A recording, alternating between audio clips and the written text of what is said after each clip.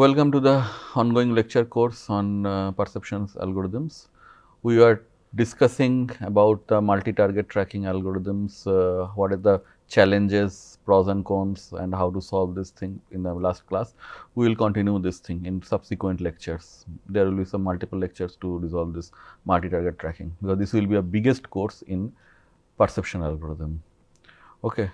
So, what are the existing solution of a multi-target tracking?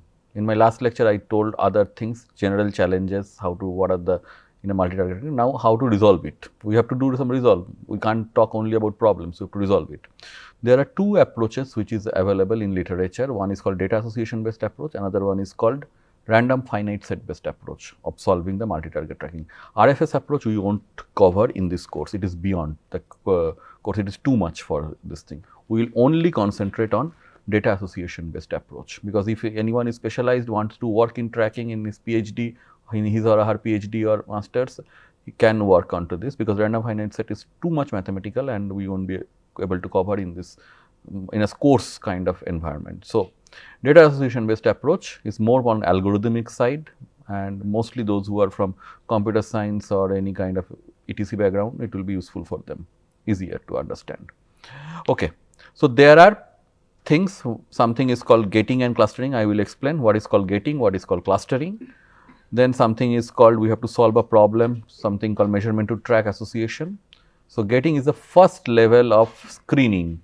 The incoming measurements are false alarms, or they could link to target 1, target 2, target 3, target 4, whatever. Okay. So, this is called measurement to, so this is the first screening. Once the gating is completed, there could be an ambiguity, then that ambiguity will be resolved using a measurement to track assignment algorithm, that we will say. So, once you get 1:1 pair, what is your track? When I say track, track means state. One is measurement, measurement is 1:1 pair after the assignment when you solve.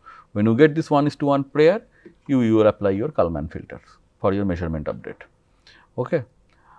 There are challenges, everywhere will be challenges, your gate selection, association uncertainty, these are all typical challenges that I will talk in my this thing. So, with this I will complete this lecture 14. Now, I will start the lecture 15 itself in today in the same lecture session only. So, we will discuss the multi-target tracking algorithm in flowchart details. I will say do not read this flowchart. I will explain each and everything in a paper and pen, and then I will revisit this flowchart. Otherwise, if I start telling this flowchart, no one will understand anything. So, explanation, let us see what is happening. At a scan 1, say you have 5 measurements, 1, 2, 3, 4, 5. Your sensor has given 5 measurements.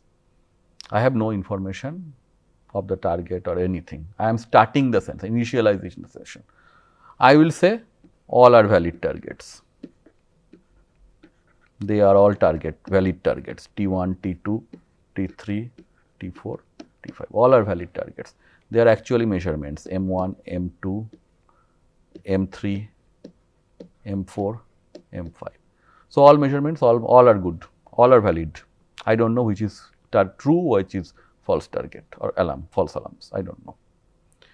This is scan K equal to 0, K equal to 1 say.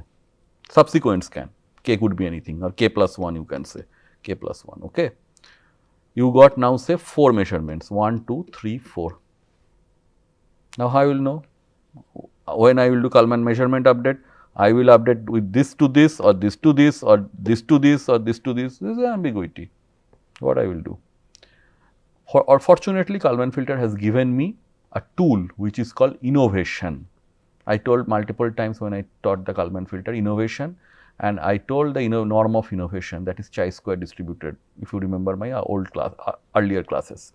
So, what I will do? I will predict a small neighborhood in each and every predicted targets. When I say neighborhood, neighborhood means suppose an elliptical neighborhood. What is the elliptical neighborhood? Elliptical neighborhood is nothing that means some area I will identify. How I will identify? I will tell, mathematics I will tell. Within this area now I would try to link each and every measurements. So, I will run two loops, say for I equal to 1 to number of targets and second j 1 to number of measurements. So, for each and every elliptical neighborhood, I would try to see whether this measurement fall into this or not, this measurement fall into this or not, this fall into this or not, or like this. Okay. This will give me first hand screening, that this measurement could be linked to this, or this measurement could be linked to this, or they could not link to anyone. This could be first hand measurement. So, this procedure is known as gating. There could be two type of gates available in tracking literature. One is called rectangular gate, another one is called elliptical gate. We are talking only mostly the elliptical gates only. So, when I say it is a neighborhood, a small neighborhood, what is now how you explain in your Kalman filter terms, what is called neighborhood? So, neighborhood is like this. For each and for number of target, for number of measurements, you calculate the residual. So, zk I,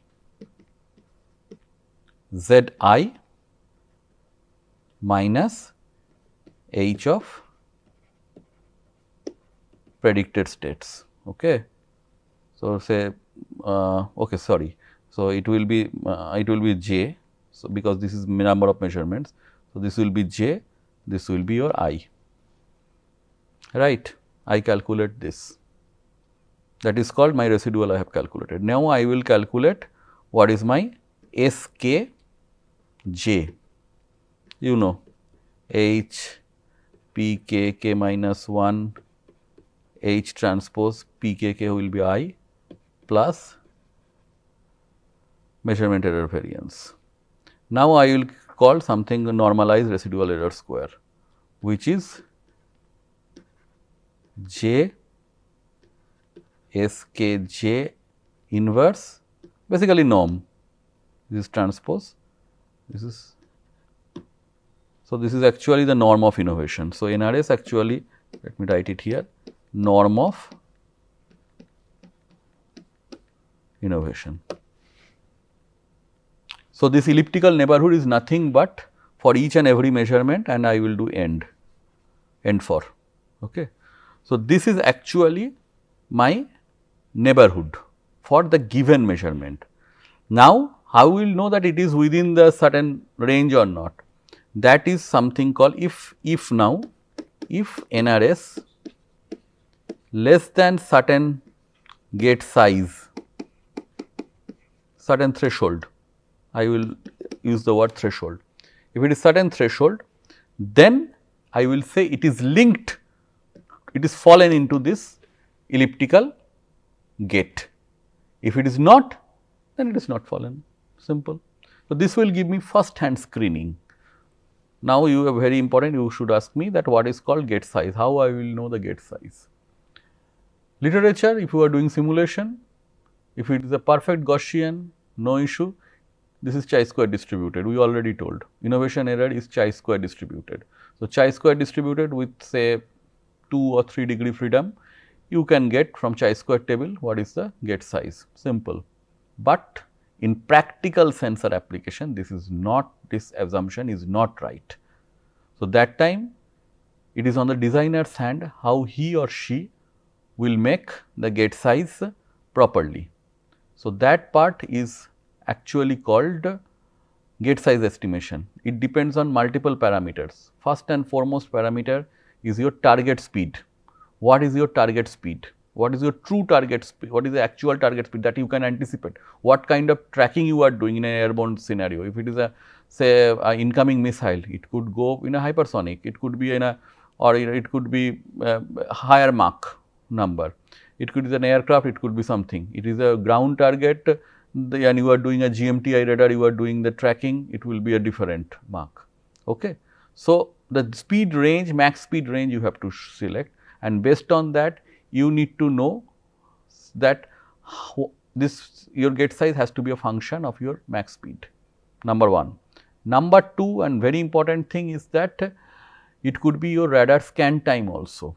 So, what is this is called dwell time of if you fundamental radar course you have read, then something called dwell time. So, this scan time is also important, because if you are doing a mechanical scan, normally not all radars are ESA, electronically scanned antenna, but if you are doing a mechanical scan, it could be of lesser scan update rate or larger delay. So, that time there is a possibility that you may miss the target. So, if you are doing fast scanning, then it will be fall within the target, especially for this missile defense or any kind of enemy air defense application, you have to do a very fast update. So, this is number 2. So, one is your radar or any kind of sensor track update rate, scan update rate, and very important, your target approximate speed, that information should have with the designer, and based on that he used to tune from all the chi-square value and all, used to tune it accordingly and give you certain number.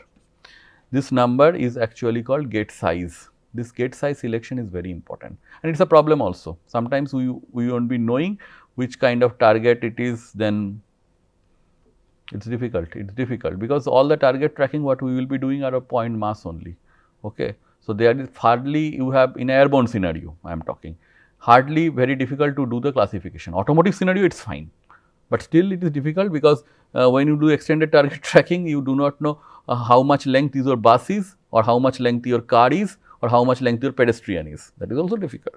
So, this gate size selection needs to be adapted accordingly. So, there could be 2 gates, one is position gate, one is velocity gate. So, first you qualify the position gate, and then you qualify the velocity gate. For a radar application I am talking, camera you do not have a velocity gate. For radar you have a position gate, because XY position, so XY variance and innovation variance, and you can do position gate, and it could be XY velocity gate also, means Doppler gate also. Okay. So, with this you can do some kind of gating on each and every your measurement. So, you have written, I have already written the kind of pseudocode for this, how to do this thing. So, you can see this. So, this is the actual way the gating is done. So, gating is your first level screening for to tell whether it is a target oriented measurements or it is a false measurement.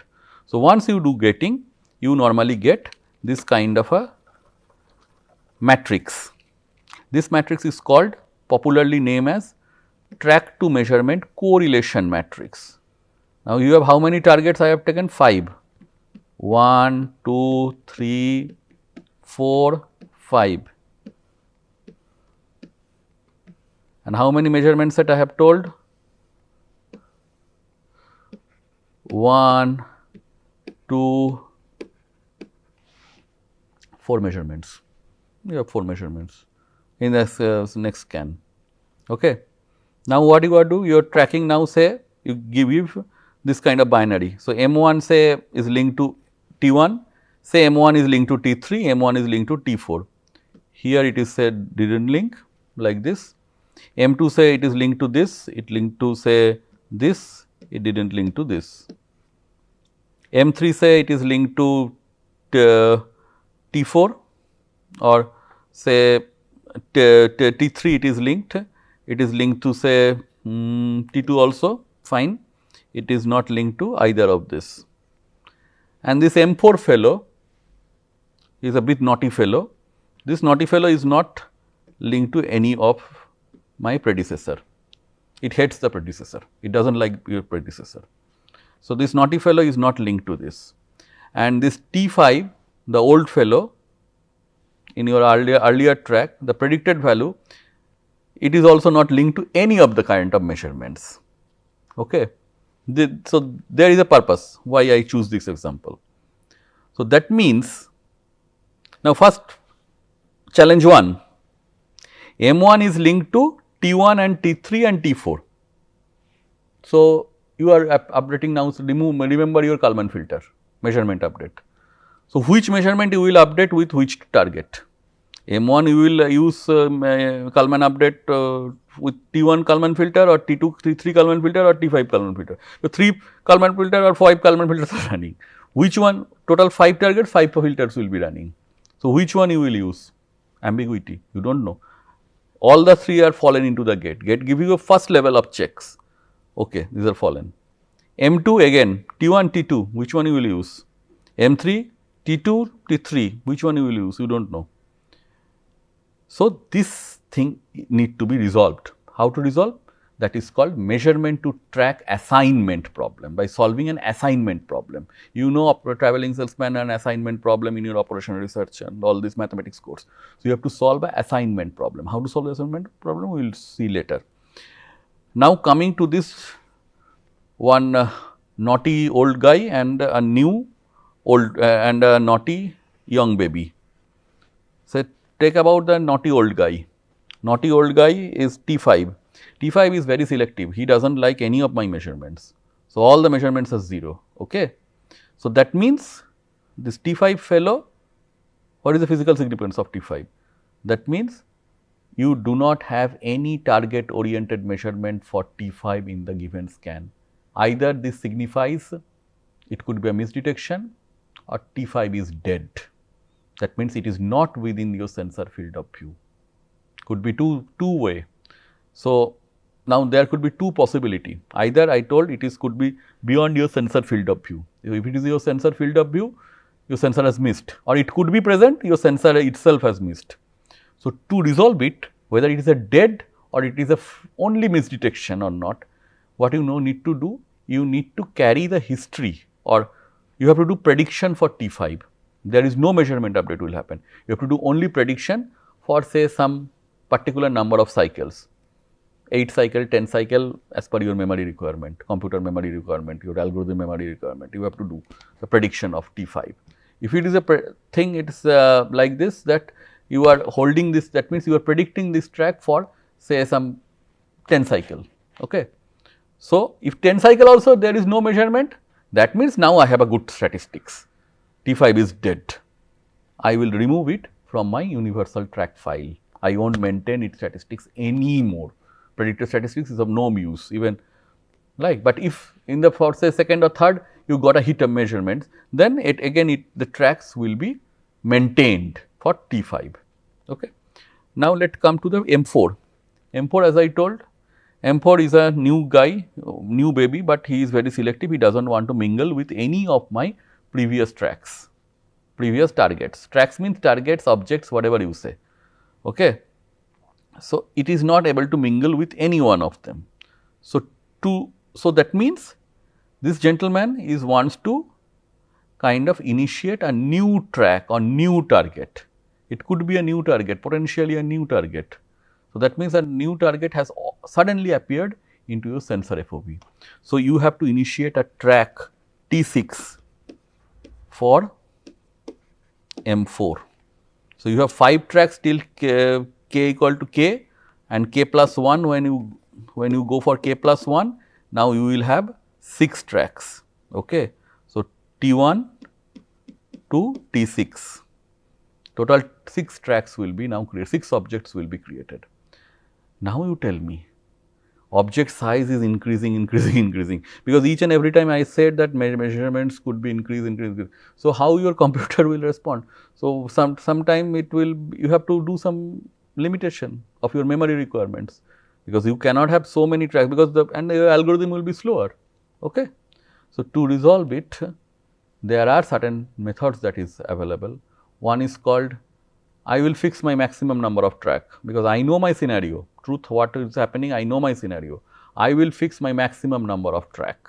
Okay. Once a maximum number of tracks is selected, I have a upper ceiling. I won't allow generating or regenerating like M4 any further track beyond this. One solution, one option. This is ticked. Next option, if the 2 tracks are very closely spaced, I do not need to maintain 2 tracks separately. I will merge them into one track. Suppose if it happens that T2 and T3 are very kind of close proximity to each other, there is no maintained, and that is not for only one sample, that is for a series of time, 5, 6 sample. If it is like this, I will take a decision, I will merge them into one and I will go with it, I do not care. Okay.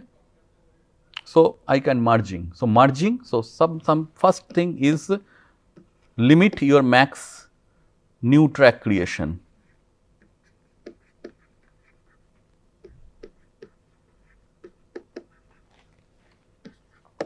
Next, merge close tracks in close proximity.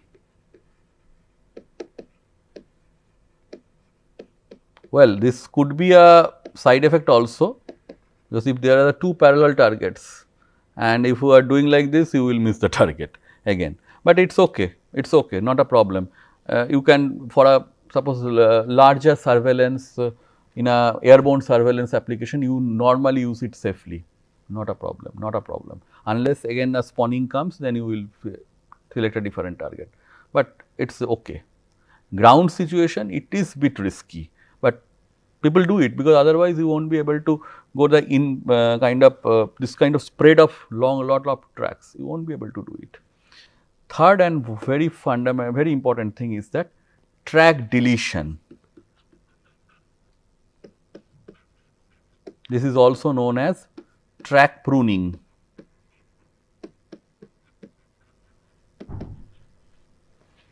This is pruning.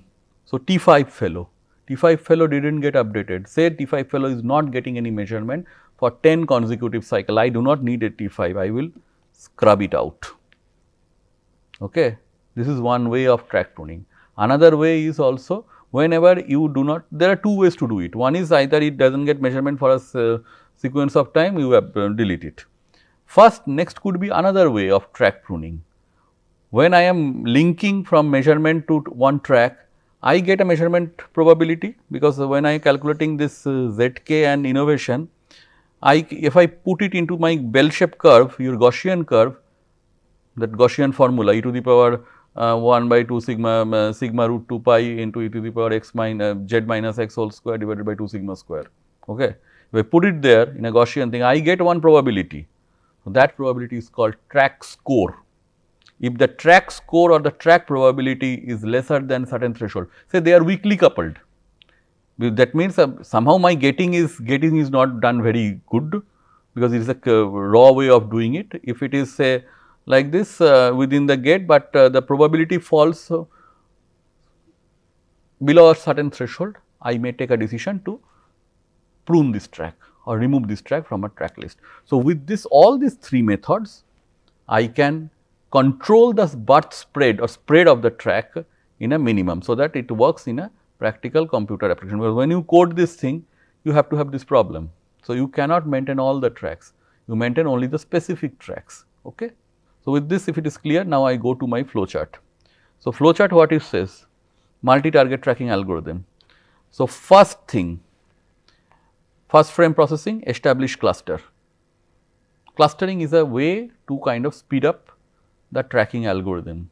So, general it is a kind of cluster. Once I get all the first tracks, I told all first set of measurements, all are good tracks. So, all are good clusters, all are clusters. Okay. Cluster 1, cluster 2, cluster 3, cluster 4, cluster 5. Your next set of data came, and now you are running your for loops as I have shown. Okay. You try to associate it. Okay. Association made, that means getting is hit, it is getted. If not, it is not done, it is not getted to any of this thing, you form a new track or new cluster. Okay. And when the end of data, then you go through all the tracks, and based on your track score or track update rate, you delete, you merge equal distance, and then you go into measurement to track assignment for these fellows M1, M2, M3, T1, T2, T3. These are my point of interest. So, here you have to resolve a track assignment algorithm. There are multiple assignment algorithms are available. One is called Munkres assignment algorithm, Hungarian Munkres, which is a common, even traveling salesman and all these operation research problems you must have gone through. So, it will be doing some nearest neighborhood based of association in a optimal form. This is one association. There could be another algorithm which is a more sophisticated algorithm called JVC algorithm or John Carr, Volgin and Castanon. We will not go into details. We will be only talking to the Munkres algorithm for this course. Okay. And there could be other approaches also. One is called probabilistic data association, how to do it, that we will tell, and something is called multi-hypothesis tracking, that also I will tell. Okay. So, now, with this is the data association algorithm, it is sought, you get 1:1 pair.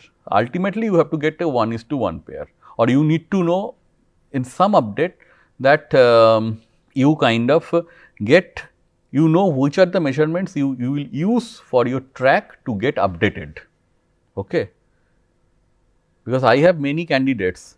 Now, I have to give my prize to my to the or I have to give some topic of interest to each and every candidate. So, how I will know which topic I will give to X, which topic I will give to Y, which topic I will give to Z. So, that assignment will solve it.